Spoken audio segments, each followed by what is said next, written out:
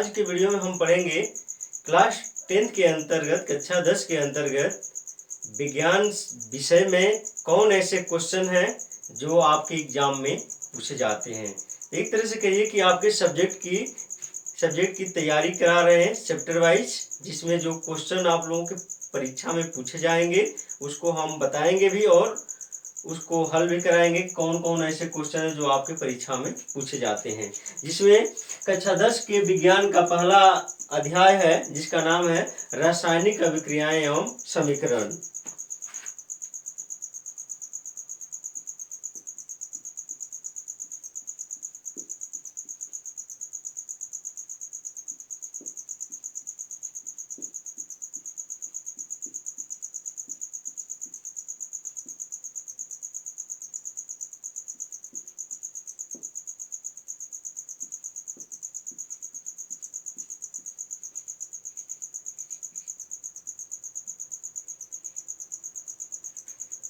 रासायनिक अभिक्रियाएं एवं समीकरण।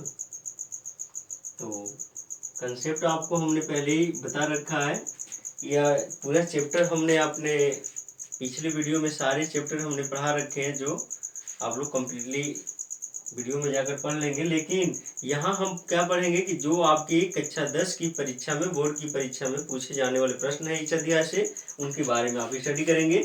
अध्याय का नाम है रासायनिक अभिक्रियाएं एवं समीकरण, chemical reactions and chemical equations. इसमें सबसे पहले देखेंगे कि रासायनिक परिवर्तन और भौतिक परिवर्तन क्या है।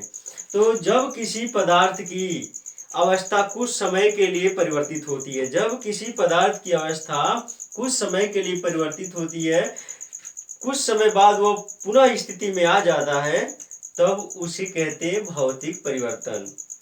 तब उसे भौतिक परिवर्तन कहते हैं। एग्जाम्पल क्या है? एग्जाम्पल है जैसे आपका बर्फ का बनना, जल से बर्फ का बनना, और बर्फ को रख देंगे तो फिर जल में परिवर्तित हो जाएगा। जबकि दूसरा एग्जाम्पल है स्प्रिंग का तनना, स्प्रिंग को तानेंगे तो अपनी आकृति में चेंजेस कर लेगा, फिर उसको छोड़ेंगे तो अपने प्लेस में, जगह में आ जाएगा। तो ये भौतिक परिवर्तन। और दूसरा होता है स्टूडेंट्स, इसमें रासायनिक परिवर्तन क्या है? तो जब किसी पदार्थ की अवस्था हमेशा के लिए चेंज हो जाए, या कह सकते हैं कि जब दो या दो से अधिक पदार्थ आपस में जुड़ते हैं या कोई पदार्थ टूटता है, तीसरे पदार्थ का निर्माण होता है और वह पुनः स्थिति में नहीं आ पाता है, तब उसे कहते हैं रासायनिक परिवर्तन। रासायनिक परिवर्तन ही रासायनिक अभिक्रिया कहलाती है। जैसे एग्जाम्पल में देखेंगे, क्या चीज अम्ल की क्रिया धातु के साथ, या लोहे पर जंग लगना। जैसे लोहे पर जंग लगना मतलब लोहे का संक्षारण होना, तो फिर वह पुनः स्थिति में नहीं आ पाएगा क्योंकि उसकी चमक क्या हो जाएगी? खो जाएगी, लोहे की चमक खो जाएगी। यहाँ पर आप लोगों ने भौतिक और रासायनिक परिवर्तन देखा।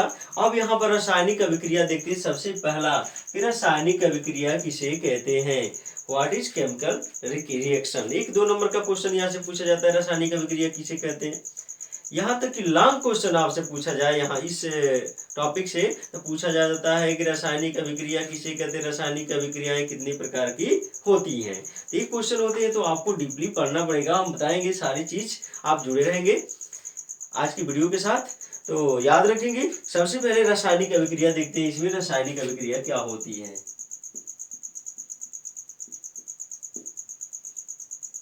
रासायनिक अभिक्रिया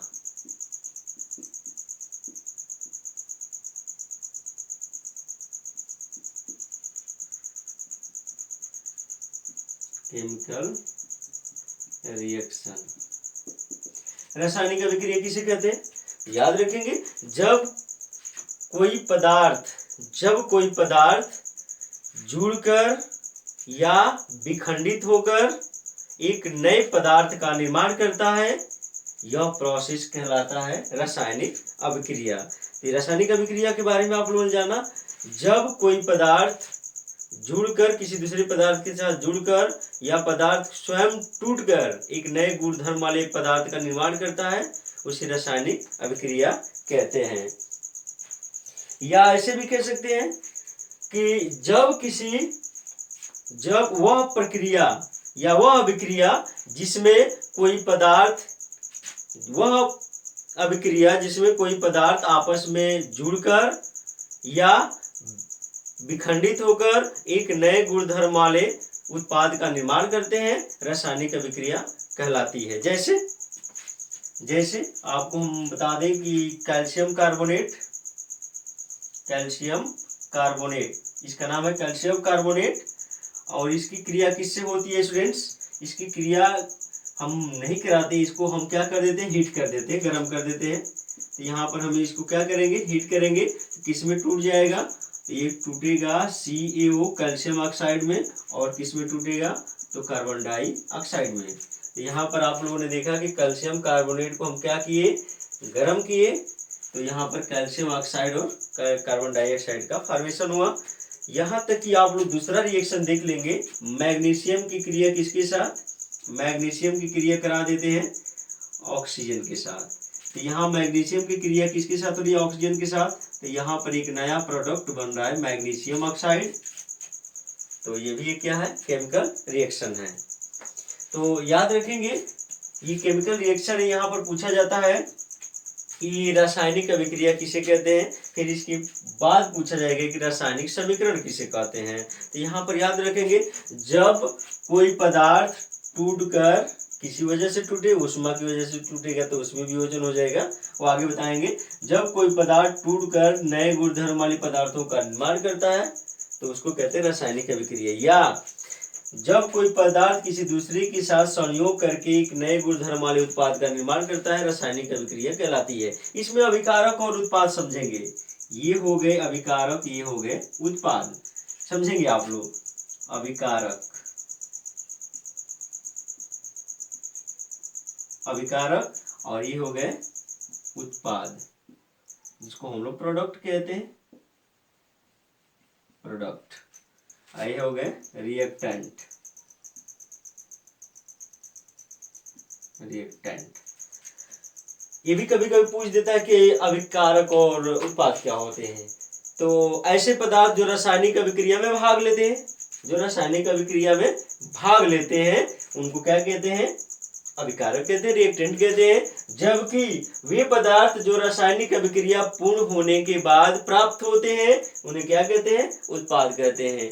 रासायनिक अभिक्रिया में भाग लेने वाले पदार्थों में वे पदार्थ जो रासायनिक अभिक्रिया पूर्ण कर होने के बाद बनते हैं, उनको उत्पाद कहते हैं, प्रोडक्ट कहते हैं। जैसे ये क्या हो गए, अभिकारक हो गए, तीर से पहले वाले, और तीर के बाद वाले क्या हो गए, उत्पाद हो गए। ये क्लियर करेंगे आप लोग।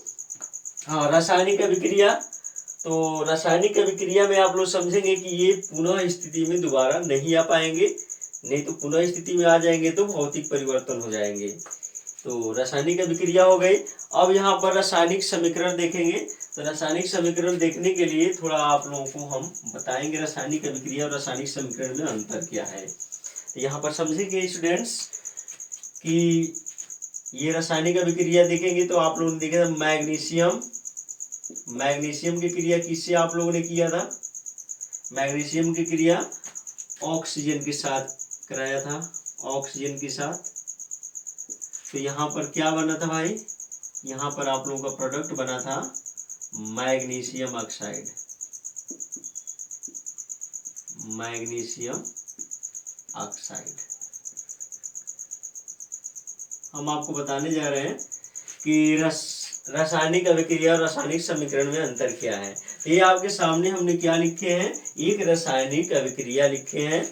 तो दो पदार्थ आपस में संयोग करके एक नए उत्पाद का निर्माण कर रहे हैं, ये हो गई रासायनिक अभिक्रिया। और इसको समझेंगे रासायनिक समीकरण किसे कहते हैं, क्योंकि रासायनिक समीकरण कभी कभार 2 या 3 नंबर में पूछ लिया जाता है। रासायनिक समीकरण, रासायनिक समीकरण किसे कहते हैं, केमिकल इक्वेशन, केमिकल इक्वेशन किसे कहते हैं।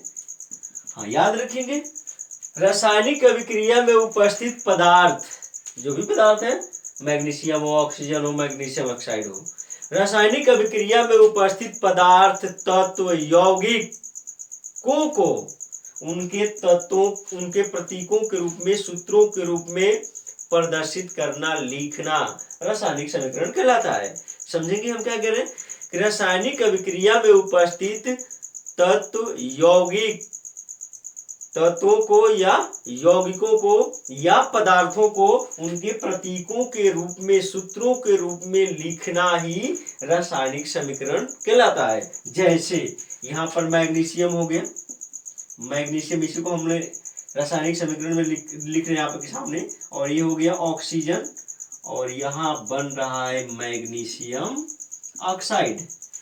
मैग्नीशियम की क्रिया ऑक्सीजन से हो रही है और मैग्नीशियम ऑक्साइड बन रहा है। तो दिस इज केमिकल इक्वेशन, ये एक रासायनिक समीकरण है।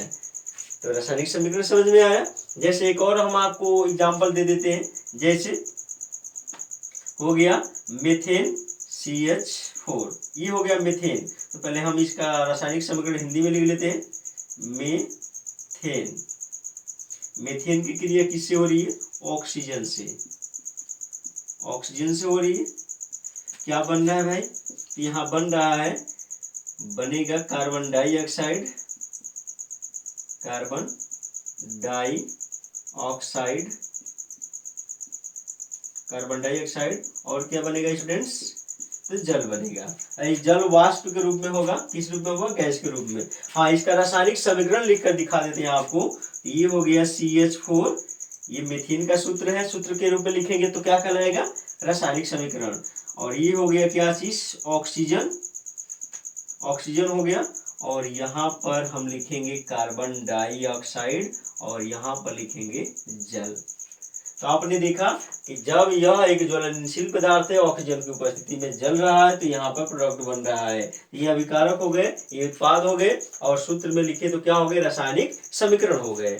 यहाँ पर एक और चीज याद रखेंगे, यहाँ पर जानने की जरूरत है, पॉइंट बाय पॉइंट जानेंगे। रासायनिक समीकरण एक और होता है संतुलित रासायनिक समीकरण। रासायनिक समीकरण के बाद एक और आपके सामने शब्द आता है संतुलित रासायनिक समीकरण। किसे कहते हैं भाई? संतुलित रासायनिक समीकरण किसे कहते हैं? तो रासायनिक अभिक्रिया में उपस्थित जो भी पदार्थ होंगे, अभिकारक में उपस्थित पदार्थ और उत्पाद में उपस्थित पदार्थ के परमाणुओं की संख्या दोनों पक्ष में बराबर होनी चाहिए।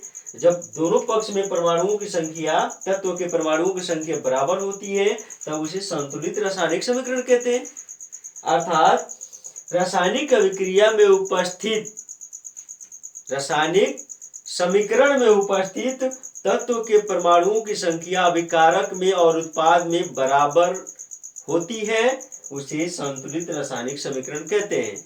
अब याद रखेंगे, यहाँ पर कार्बन 1 है, यहाँ पर कार्बन 1 है। देखेंगे संतुलित रासायनिक समीकरण हम बना रहे हैं। तो कार्बन 1 है, इधर उत्पाद में भी कार्बन 1 है, यहाँ हाइड्रोजन 4 है, यहाँ हाइड्रोजन 2 है। तो 4 करने के लिए क्या करेंगे स्टूडेंट्स? यहाँ पर हम 2 लिख देंगे, बैलेंस हो गया, 4 हो गए। अब यहाँ पर ऑक्सीजन को संतुलित करना है, तो ऑक्सीजन कितने हैं? 2 और 2 4 हैं, यहाँ पर 1 है, तो इसको हम क्या करेंगे? 2 लिख देंगे, और यहाँ 2 लिख देंगे, 2 दूना के 4। तो यहाँ पर यह एक रिएक्शन हो गया बैलेंस्ड केमिकल इक्वेशन, संतुलित रासायनिक समीकरण। हाँ, याद रखेंगे, जब रासायनिक समीकरण संतुलित नहीं होते हैं तब उसे कंकाली समीकरण कहते हैं। यहाँ एक शब्द और याद रखेंगे, कंकाली समीकरण।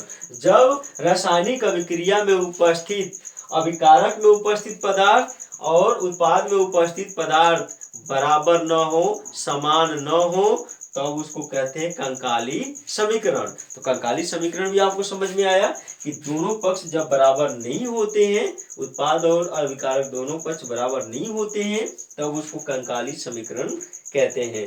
अब आपको आगे बताएंगे रासायनिक अभिक्रियाओं के बारे में, कुछ और भी रासायनिक अभिक्रियाएं हैं, उनके प्रकारों के बारे में बताएंगे कि रासायनिक अभिक्रिया, उनके प्रकार क्या कहलाते हैं।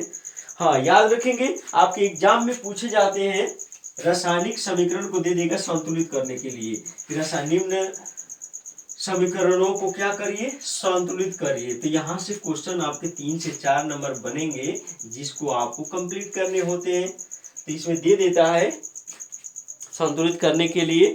तो हम आपको संतुलित करने के लिए बताएंगे विधियां, कौन कौन से विधियां हैं, लेकिन हम आपको डायरेक्टली बता देंगे। जैसे जिंक है, HCl है, हम आपको रासायनिक समीकरण लिख देते हैं, रासायनिक अभिक्रियाओं को संतुलित करना। रासायनिक अभिक्रियाओं को नहीं, समीकरण को, रासायनिक समीकरण को संतुलित करना, संतुलित करना। यहाँ से आपके 3 से 4 नंबर क्वेश्चन बनते हैं। कैसे संतुलित करेंगे, तो यहाँ पर हम कुछ इक्वेशन लिख देते हैं आपको, जो कि आप स्वयं संतुलित करेंगे। जिंक HCl यह है पहला। जिंक की क्रिया एक धातु है, इसकी क्रिया किससे हो रही है? HCl, हाइड्रोक्लोरिक अम्ल से। जिंक की क्रिया हाइड्रोक्लोरिक अम्ल से हो रही है, तो जिंक क्लोराइड बन रहा है। यहाँ पर देखेंगे जिंक क्लोराइड बन रहा है, और यहाँ से हाइड्रोजन गैस क्या होगी? विस्थापित होती है। यहाँ से हाइड्रोजन गैस विस्थापित होती है। हाँ, आपके सामने जो रिएक्शन हमने दिए हैं, जरा इसको गौर से देखिए, क्या दोनों पक्ष बराबर है? यह अभिकारक में उपस्थित पदार्थ और उत्पाद में उपस्थित पदार्थ दोनों बराबर है कि नहीं है? यदि है तो संतुलित रासायनिक समीकरण कहलाएगा, नहीं है तो कंकाली समीकरण कहलाएगा। यहाँ पर देखेंगे आप लोग, यहाँ जिंक कितना है? जिंक 1 है। यहाँ भी जिंक कितना है भैया? 1 है। ये बराबर हो गए। जबकि यहाँ पर क्लोरीन कितना है? क्लोरीन 2 है। क्लोरीन के परमाणु 2 है। यहाँ क्लोरीन कितने है भैया? 1 है। डिसबैलेंस हो रहा है। ये 1 है, यहाँ पर कितना है? 2 है। तो यहाँ भी 2 करेंगे तब बैलेंस होगा। पहले काउंट कर लेते हैं। यहाँ पर हाइड्रोजन 1 है और यहाँ पर हाइड्रोजन कितना है? 2 है। तो यहाँ पर आप देखेंगे कि क्लोरीन भी 2 है, हाइड्रोजन भी 2 है। तो यहाँ पर हम डायरेक्ट क्या कर देंगे? 2 लिख देंगे। तो यहाँ पर हाइड्रोक्लोरिक अम्ल के जो अणु है 2 हो गए, और हमारा संतुलित रासायनिक समीकरण भी हो गया। Hydrogen 2, hydrogen 2, chlorine 2, chlorine 2। Clear? अब इस रासायनिक समीकरण को क्या कहते हैं? संतुलित रासायनिक समीकरण कहते हैं। ठीक है स्टूडेंट्स, कोई डाउट होगी तो आप क्लियर कर लेंगे यहाँ से, क्योंकि एग्जाम में पूछे जाएंगे क्वेश्चन, तो आप लोग प्रॉब्लम में पढ़ सकते हैं। दूसरा हम रिएक्शन देखते हैं कैसे बैलेंस करेंगे। आप लोग अपने मन से जितने भी उदाहरण दिए हैं आपके बुक्स में, आप लोग क्या करेंगे? उसको कंप्लीट करेंगे, और भी रिएक्शन आपको देते हैं उसको क्लियर कर लेंगे, संतुलित कर लेंगे।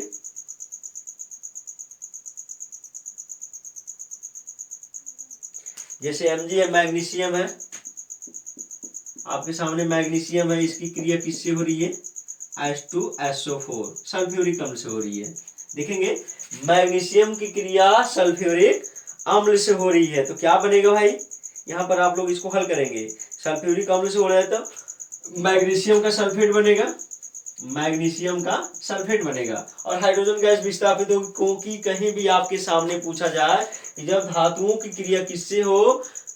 अम्ल के साथ होती है, तो धातु का लवण बनता है और हाइड्रोजन गैस क्या होती है? विस्थापित होती है। तो यहाँ पर देखेंगे हाइड्रोजन गैस क्या होगी? विस्थापित होगी। थोड़ा इसको संतुलित करेंगे। मैग्नीशियम 1 है, मैग्नीशियम 1 है। क्लियर? जबकि हाइड्रोजन 2 है, हाइड्रोजन भी 2 है, सल्फर 1 है, सल्फर 1 है, और ऑक्सीजन 4 है, ऑक्सीजन 4 है। ये रिएक्शन क्या है? कंप्लीटली बैलेंस है। पहले से क्या है? बैलेंस है। और भी रिएक्शन आपको दे देते हैं जो स्वयं से करेंगे। जैसे NH3HCl, अमोनिया है, NH3 इसकी क्रिया किससे हो रही है? HCl से हो रही है।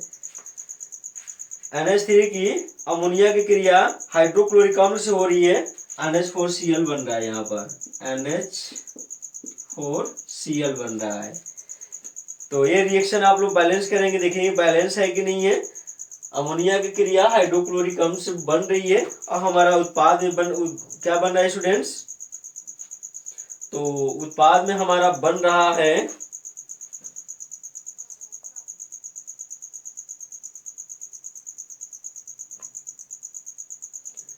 Ammonium chloride. ये अमोनिया हो गई, हम लिख देते हैं नमो अमोनिया। ये हो गई हाइड्रोक्लोरिक अम्ल, हाइड्रोक्लोरिक अम्ल, और यह हो गया ammonium chloride, ammonium chloride. Clear? तो इस तरह आप लोग रिएक्शन बैलेंस कर सकते हैं। जो एग्जाम में आपके पूछे जाएंगे। अब यहाँ पर रासायनिक अभिक्रिया के प्रकार देख लेते हैं वहां से, क्योंकि आपको डीपली नहीं पढ़ना है, क्योंकि जो परीक्षा में पूछे जाने वाले क्वेश्चंस हैं उसी को पढ़ना है। तो रासायनिक अभिक्रिया आप लोगों ने पढ़ा, संतुलित रासायनिक समीकरण भी आप लोगों ने पढ़ा, कंकाली समीकरण भी आप लोगों ने पढ़ा। अब देखेंगे रासायनिक अभिक्रिया के प्रकार।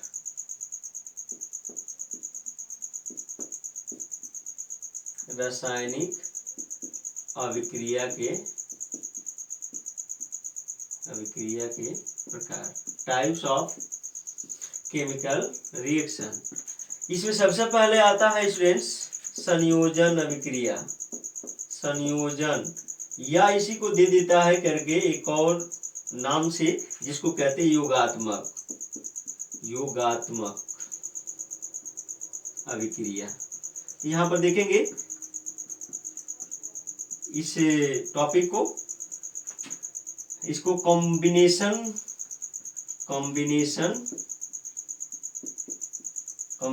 और एडिशन रिएक्शन,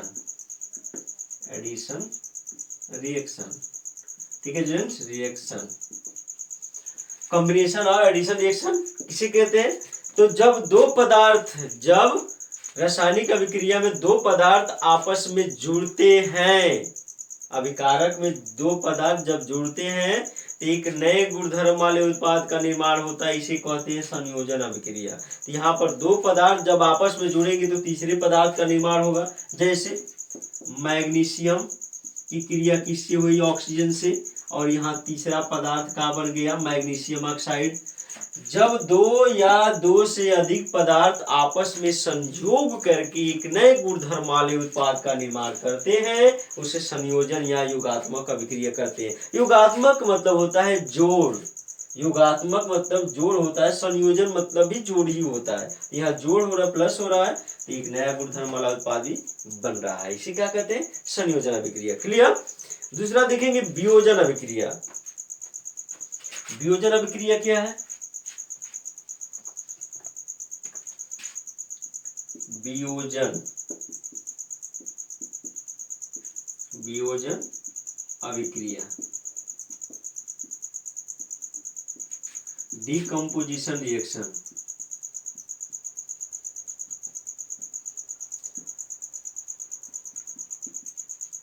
डीकम्पोजिशन मतलब वियोजन मतलब टूटना होता है। कोई पदार्थ टूटेगा, वियोजित होगा, एक नए गुणधर्म वाले उत्पाद का निर्माण करेगा। जब कोई पदार्थ टूटकर या विखंडित होकर एक नए गुणधर्म वाले पदार्थ का निर्माण करता है, एक नए गुणधर्म वाले उत्पाद का निर्माण करता है, उसे कहते हैं वियोजन अभिक्रिया। जैसे कैल्शियम कार्बोनेट को हम हीट करेंगे, हीट मतलब गर्म करते हैं, हीट करेंगे तो क्या बनेगा? बनेगा CaO कैल्शियम ऑक्साइड, और यहाँ पर बनेगा कार्बन डाइऑक्साइड। तो आप लोगों ने देखा कि एक पदार्थ है, ये टूट रहा है दो पदार्थों में, इसको क्या कहेंगे? वियोजन अभिक्रिया। जब कोई पदार्थ टूटकर नए गुणधर्म वाले उत्पादों का निर्माण करता है, वियोजन अभिक्रिया कहलाती है, डीकम्पोजिशन रिएक्शन कहलाता है। ये कैल्शियम कार्बोनेट है, ये टूट रहा है तो बिना बुझा हुआ चूना प्राप्त हो रहा है, और कार्बन डाइऑक्साइड प्राप्त हो रही है गैस रूप में। तो ये वियोजन अभिक्रिया की हो गई। अब वियोजन अभिक्रिया 3 प्रकार की होती है, उसको भी बता देते हैं। अर्थात ये टूटा किसके कारण है? कोई पदार्थ, अभिकारक में उपस्थित पदार्थ टूटा किसके कारण है, मतलब किसके कारण ये वियोजित हुआ है, उसके आधार पर 3 प्रकार की। यदि हीट माने उष्मा की वजह से, हिंदी में लिख देते हैं, उष्मा की वजह से यह पदार्थ टूट रहा है, इसको कहेंगे उष्मीय वियोजन। जब कोई अभिकारक में उपस्थित पदार्थ उष्मा की वजह से वियोजित होता है, उसे उष्मीय वियोजन कहते हैं। दूसरा प्रकाशीय वियोजन, जब अभिकारक में उपस्थित पदार्थ प्रकाश की वजह से वियोजित होता है, टूटता है, उसे प्रकाशीय वियोजन कहते हैं। और तीसरा है वैद्युत वियोजन, जब विद्युत धारा के प्रवाह की वजह से क्या होता है? वियोजित होता है, तो उसे वैद्युत वियोजन कहते हैं। तो वियोजन अभिक्रिया भी 3 प्रकार की आप लोगों ने देखा, उसमें वियोजन, प्रकाशीय वियोजन और वैद्युत वियोजन। अब तीसरा देखेंगे विस्थापन अभिक्रिया। विस्थापन अभिक्रिया,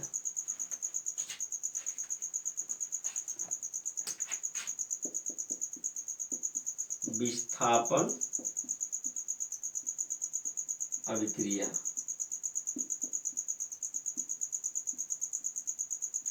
डिस्प्लेस, इसको कहते हैं डिस्प्लेसमेंट रिएक्शन।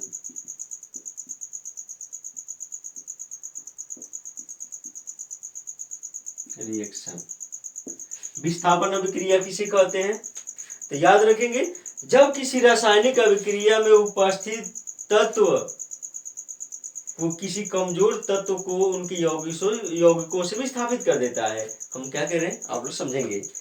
जब कोई अधिक क्रियाशील तत्व किसी कम क्रियाशील तत्व को उनके यौगिकों से विस्थापित कर देता है, उसको कहते हैं विस्थापन अभिक्रिया।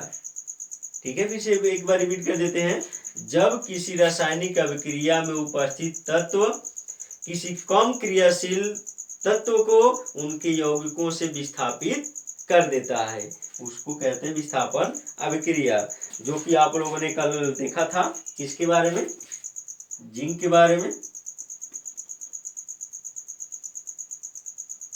जिंक किसके साथ? कॉपर सल्फेट के साथ। जिंक की क्रिया हो रही है कॉपर सल्फेट के साथ। यहाँ पर ये क्या करता है, जिंक कॉपर से अधिक क्रियाशील है तो इसको विस्थापित कर देता है। तो यहाँ पर जिंक किसके साथ जुड़ जाता है भैया? जिंक का सल्फेट प्राप्त होता है, और ये कॉपर बेचारा यहाँ से कमजोर तत्व है, अर्थात इसकी जो क्रियाशीलता श्रेणी में स्थान है इससे नीचे है, इसके कारण इसको ये क्या कर देगा? विस्थापित कर देगा। ये हो गई विस्थापन अभिक्रिया। इसमें एक और क्वेश्चन पूछा जाता है कि द्विविस्थापन अभिक्रिया किसे कहते हैं? जब दो तत्वों के बीच आयनों का आदान प्रदान होता है तब उसको कहते हैं द्विविस्थापन अभिक्रिया। जब किसी रासायनिक अभिक्रिया में उपस्थित तत्वों के बीच आयनों का आदान प्रदान होता है, लेन देन होता है, तब उसको कहते हैं द्विविस्थापन अभिक्रिया। ये भी क्लियर हुआ आपका, विस्थापन और द्विविस्थापन। यहाँ पर और देखेंगे रिएक्शंस को।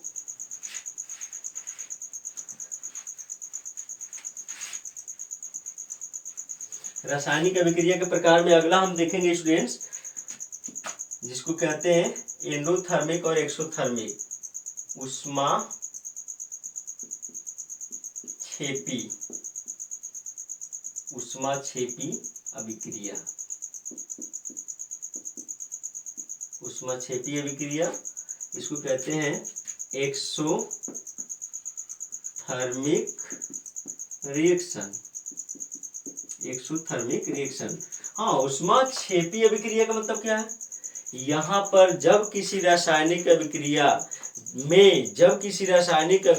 में या जब किसी रासायनिक अभिक्रिया को पूर्ण होने के बाद उष्मा भी उत्सर्जित होती है। उष्मा क्षेपी मतलब उष्मा का उत्सर्जन होना। ऐसी रासायनिक अभिक्रियाएं जिनके पूर्ण होने के बाद उष्मा का उत्सर्जन भी होता है, उसे उष्मा क्षेपी अभिक्रिया कहते हैं। सबसे बेस्ट एग्जाम्पल है इसका ह्यूमन के अंतर्गत, जंतु के अंतर्गत श्वसन क्रिया। श्वसन क्रिया इसको कई बार एग्जाम में दिया है। श्वसन क्रिया का रिएक्शन, श्वसन में क्या होता है? तो कार्बनिक पदार्थों का ऑक्सीकरण होता है भैया। तो यहाँ पर देखेंगे C6H12O6 एक कार्बनिक पदार्थ है, ग्लूकोज है, कार्बोहाइड्रेट है। 3 नामों से जाना जाता है। इसका साधारण नाम है ग्लूकोज, इसको हम कार्बोहाइड्रेट भी कहते हैं या इसको कार्बनिक पदार्थ भी कहते हैं। इसकी क्रिया किससे हो रही है? ऑक्सीजन से हो रही है। ऑक्सीजन से हो रही है और क्या बन रहा है? ऑक्सीकरण हो रहा है।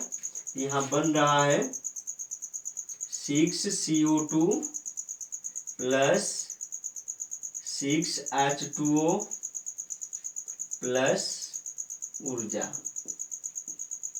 ये ऊर्जा निकलती है। ये ग्लूकोज का अणु टूटता है तो यहाँ पर 38 ATP बनता है। ऊर्जा ATP के अणु बनते हैं। हाँ याद रखेंगे, इसको बैलेंस कर लेंगे आप लोग। इसको बैलेंस करने के लिए कई बार दे रखा है एग्जाम में कि निम्नलिखित रासायनिक समीकरणों को बैलेंस करिए, संतुलित करिए। इसको भी दिया है इसी रिएक्शन को। यहाँ पर कार्बन 6 है, यहाँ भी कार्बन 6 है, यहाँ पर हाइड्रोजन 12 है और यहाँ पर हाइड्रोजन 6 दूना के 12 है और ऑक्सीजन कितने 6 है, एक साथ है। इधर कितने 6 दूना के 12, अब 12 6 18, तो यहाँ 6 है, ये यहाँ क्या करना है भैया, 6 लिख देना, यहाँ 2 लिख देना है। ठीक है, 6 दूना के 12 6 18, 6 दूना के 12 6 18।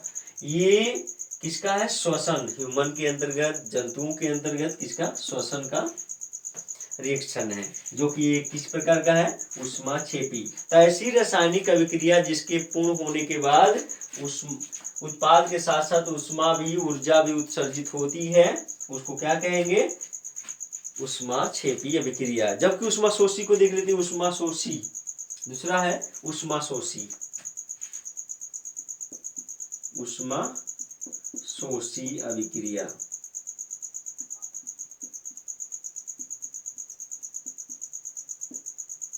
ऊष्माशोषी अभिक्रिया, इसको कहते हैं एंडोथर्मिक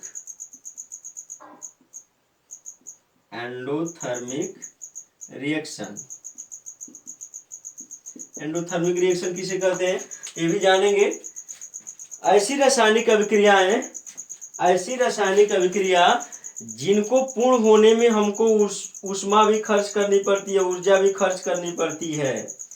वहां पर आप लोग समझेंगे जो रिएक्शन का क्या कह रहा है, रिएक्शन की जो हेडिंग है वो क्या कह रही है, ऊष्माशोषी, ऊष्मा का शोषण करना। ऐसी रासायनिक अभिक्रिया जो ऊष्मा का शोषण करती है और अवशोषण करती है, उसको क्या कहते हैं, ऊष्माशोषी। या ऐसे लिख सकते हैं कि ऐसी रासायनिक अभिक्रिया जिसको पूर्ण होने में ऊष्मा हमको खर्च करनी पड़ती है, उसको ऊष्माशोषी अभिक्रिया कहते हैं। जैसे हमने अभी आपको एग्जांपल किसका दिया था, कैल्शियम कार्बोनेट का। कैल्शियम कार्बोनेट है, इसको क्या करते हैं, ऊष्मा देते हैं।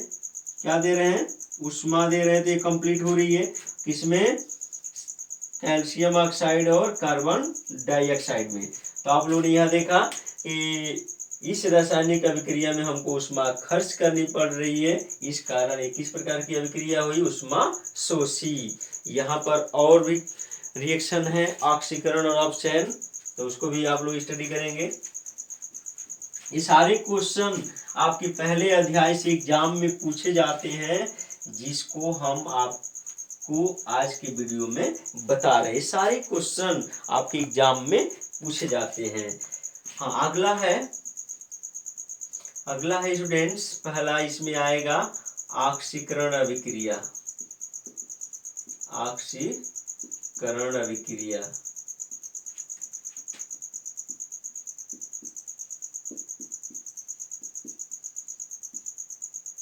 इसको उपचयन अभिक्रिया भी कहीं दिया, oxidation reaction, उपचयन, oxidation reaction.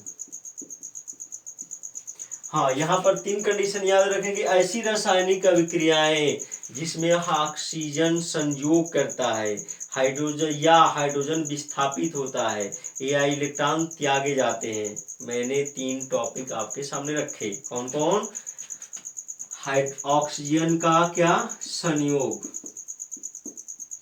Oxygen का संयोग, हाइड्रोजन का वास, हाइड्रोजन का वास और इलेक्ट्रॉन का त्यागना, इलेक्ट्रॉन का त्याग। ऐसी रासायनिक अभिक्रिया जिसमें ऑक्सीजन का संयोग होता है या हाइड्रोजन का ह्रास होता है या इलेक्ट्रॉन त्यागे जाते हैं, उनको ऑक्सीकरण अभिक्रिया कहते हैं। क्लियर, डाउट क्लियर हुआ। ऐसी रासायनिक अभिक्रिया जिनमें ऑक्सीजन का संयोग होता है या हाइड्रोजन का ह्रास होता है, उत्सर्जन होता है या इलेक्ट्रॉन त्यागे जाते हैं, उनको क्या कहते हैं, ऑक्सीकरण अभिक्रिया। इसके अपोजिट में आता है, इसके अपोजिट में क्या आता है स्टूडेंट्स, अपचयन अभिक्रिया, अपचयन अभिक्रिया, अपचयन अभिक्रिया। Oxidation reaction, oxidation reaction. याद रखेंगे ऑक्सीडेशन रिएक्शन किसे कहते हैं, सॉरी रिडक्शन है क्योंकि ऑक्सीडेशन हो गया है, रिडक्शन, रिडक्शन रिएक्शन। तो इसको भी आप लोग समझेंगे, रिडक्शन रिएक्शन किसे कहते हैं, वह अभिक्रिया जिसमें हाइड्रोजन, उसी का अपोजिट बोलेंगे, हाइड्रोजन का संयोग होता है, ऑक्सीजन का वियोग होता है। वियोग मतलब ह्रास होता है, मतलब ऑक्सीजन का ह्रास और हाइड्रोजन का संयोग और इलेक्ट्रॉन का ग्रहण क्या कहलाता है, अपचयन अभिक्रिया कहलाता है।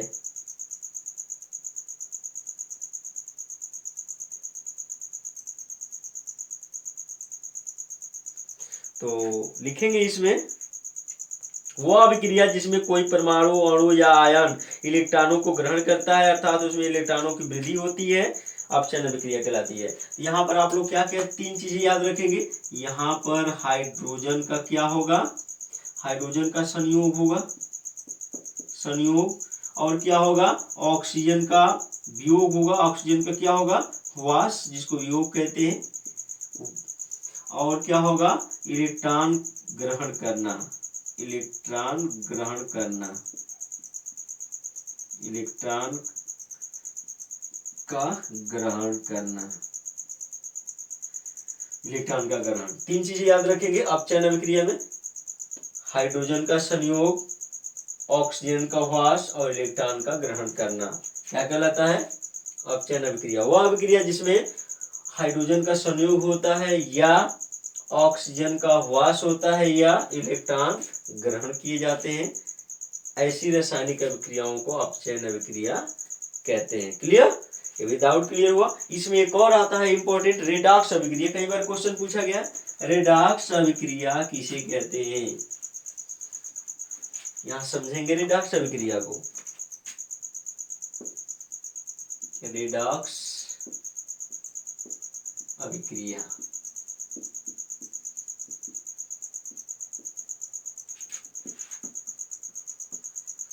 रेडॉक्स रिएक्शन, हाँ रेडॉक्स अभिक्रिया में क्या देखेंगे, क्या क्या इंपॉर्टेंट है, तो याद रखेंगे ऐसी इसका पहले डिफिनेशन क्लियर करेंगे आप लोग। ऐसी रासायनिक अभिक्रियाएं जिनमें अपचयन और ऑक्सीकरण, अपचयन और ऑक्सीकरण दोनों साथ साथ होते हैं, अर्थात इलेक्ट्रॉन त्यागे भी जाते हैं और ग्रहण भी किए जाते हैं, या हाइड्रोजन जुड़ते भी हैं और ऑक्सीजन भी जुड़ते हैं, हाइड्रोजन भी जुड़ते हैं। मतलब सीधा सीधा है इस रिएक्शन का कि ऐसी रासायनिक अभिक्रियाएं जिसमें ऑक्सीकरण और अपचयन दोनों साथ साथ होते हैं उनको रेडॉक्स अभिक्रिया कहते हैं। ऐसी रासायनिक अभिक्रियाएं जिनमें ऑक्सीकरण और अपचयन दोनों साथ साथ होते हैं उनको क्या कहते हैं, रेडॉक्स अभिक्रिया कहते हैं। तो रेडॉक्स अभिक्रिया क्लियर हुई। थोड़ा आप लोग इसका एग्जाम्पल लिख लेंगे, जिंक और कॉपर, जिंक होगी और ये होगी कॉपर, जिंक कॉपर। और यहाँ पर देखेंगे जिंक क्या कर रहा है, जिंक, यहाँ कॉपर 2 इलेक्ट्रॉन त्याग रहा है और यहाँ जिंक क्या कर रहा है, 2 इलेक्ट्रॉन त्याग रहा है कॉपर। ठीक है स्टूडेंट्स, ये जिंक है, ये कॉपर है, ये जिंक यहाँ तो यहाँ कॉपर 2 इलेक्ट्रॉन त्याग रहा है और यहाँ जिंक 2 इलेक्ट्रॉन त्याग रहा है। जबकि दूसरा है 2HgCl, देखेंगे 2HgCl, इसको मर्क्यूरिक क्लोराइड कहते हैं, इसका नाम है mercuric chloride, mercuric chloride, mercuric chloride. यहाँ पर किसके साथ इसकी क्रिया हो रही है, तो स्टेनस दिया है, स्टेनस क्लोराइड, स्टेनस क्लोराइड के साथ, स्टेनस क्लोराइड के साथ, स्टेनस क्लोराइड। क्लोराइड के साथ, तो SnCl2, SnCl2। अब यहाँ प्रोडक्ट क्या बनेगा स्टूडेंट्स? प्रोडक्ट बनेगा HgCl2, HgCl2 और क्या बनेगा? SnCl4, SnCl4। इसको बैलेंस कर लेंगे आप लोग। यहाँ पर बैलेंस है, लगभग बैलेंस है। तो यहाँ पर आप लोग देखें कि यहाँ पर ऑक्सीकरण और अपक्षयन दोनों साथ साथ हो रहा है, इसके कारण इसको क्या कहेंगे? रिडॉक्स अभिक्रिया कहेंगे। क्लियर? दो टॉपिक और आपको बताकर इस अध्याय से जो परीक्षा में पूछा जाता है, दो टॉपिक और हैं जिसको कई बार पूछा गया है। पहला है जिसको कहते हैं संक्षारण, या धातु का संक्षारण भी कहा जाता है, संक्षारण जिसको कोरोजन कहा जाता है, कोरोजन। संक्षारण किसे कहते हैं इसको भी आप लोग जानेंगे। हाँ, तो संक्षारण के बारे में आप लोग पहले जानेंगे। नोट तो आप लोगों को स्वयं से करना है, स्वयं से माइंड में सेट करना है सारे टॉपिकों को। हाँ, याद रखेंगे, जब कोई धातु की बात हो रही है, मेटल्स की, जब कोई धातु वायु के कारण या नमी के कारण या अम्ल के कारण या जल के कारण, नमी, वायु, जल और अम्ल, इनके कारण क्या होती है? संक्षारित होती हैं। संक्षारित मतलब नष्ट होती हैं, उसको क्या कहते हैं? धातु का संक्षारण या संक्षारण कहते हैं। क्या लिखेंगे? जब कोई धातु या वे धातुएं जो वायु के संपर्क में आने से या जल के संपर्क में आने से या अम्ल के संपर्क में आने से संक्षारित हो जाती हैं, उसे संक्षारण कहते हैं, कोरोजन कहते हैं। जैसे लोहे पर जंग लगना, इसका एग्जाम्पल क्या है? लोहे पर जंग लगना, इसका रिएक्शन कई बार पूछा है। लोहे पर जंग लगने का रिएक्शन दीजिए भैया। तो यहाँ पर क्या हो गया? 3Fe हो गया, आयरन हो गया जिसको हम लोग लोहा कहते हैं, ये आयरन हो गया। इसकी क्रिया किससे हो रही है? जल के साथ, 4H2O जल के साथ हो रही है, क्योंकि ये जल किस रूप में है? गैसीय अवस्था में, भाप जिसको कहते हो। आप लोगों के खिड़की दरवाजे लगते हैं घर में ना, तो जैसे ही वायु में नमी होती है, उसका संपर्क उस लोहे पर होता है, तो अगले दिन उसको मूर्छा लग जाता है, जिसको आप लोग जंग कहते हो। शुद्ध भाषा जंग है, उसको भोजपुरी में आप लोग मूर्छा कहते हो। तो क्या है? यही है रिएक्शन उसका। ये आयरन हो गया, वो लोहा लगा हुआ, इसका संपर्क जलवाष्प से हुआ, तो यहाँ पर जो आपका बनेगा मूर्छा होगा Fe3O4, ये मूर्छा लग गया। यही मूर्छा लगने का सूत्र है। और क्या बनेगा? यहाँ से स्टूडेंट्स बनेगा हाइड्रोजन गैस विस्थापित होगी, 4H2 होगी। रिएक्शन देख लीजिए, बैलेंस है कि नहीं है? बैलेंस होना चाहिए। तो यहाँ पर आयरन का ऑक्साइड बना और हाइड्रोजन गैस क्या हो गई? विस्थापित हो गई। जैसा कि हमने बताया था आपको धातु अधातु वाले में, जब धातुओं की क्रिया जल के साथ होती है तो धातु का ऑक्साइड प्राप्त होता है और हाइड्रोजन गैस क्या होती है? विस्थापित होती है। ये लोहे पर जंग लगना, और भी ढेर सारे एग्जाम्पल हैं। जैसे हम क्या कहते हैं कि कुछ धातु ऐसी भी होती हैं, जैसे लोहे, ये हो गए सिल्वर जिसको कहते हैं Ag, सिल्वर पर आप लोग देखें काला काला पड़ जाता है, वो क्या है? वो धातु का संक्षारण भी है। ठीक है, आगे हम देखेंगे दूसरा इसमें टॉपिक रह रहा है जिसका नाम है विकृत गंधिता। ये भी कई बार पूछा गया है, विकृत गंधिता। विकृत गंधिता, इसको इंग्लिश में कहते हैं रैंसिडिटी। विकृत गंधिता क्या है? जब कोई तैलीय खाद्य सामग्री मतलब तेल से बनी हुई वस्तुएं क्या होती हैं? वायु के संपर्क में आने पर उनके गंध, रंग में परिवर्तन हो जाता है, मतलब गंध आने लगता है उससे, और रंग में भी परिवर्तन हो जाता है।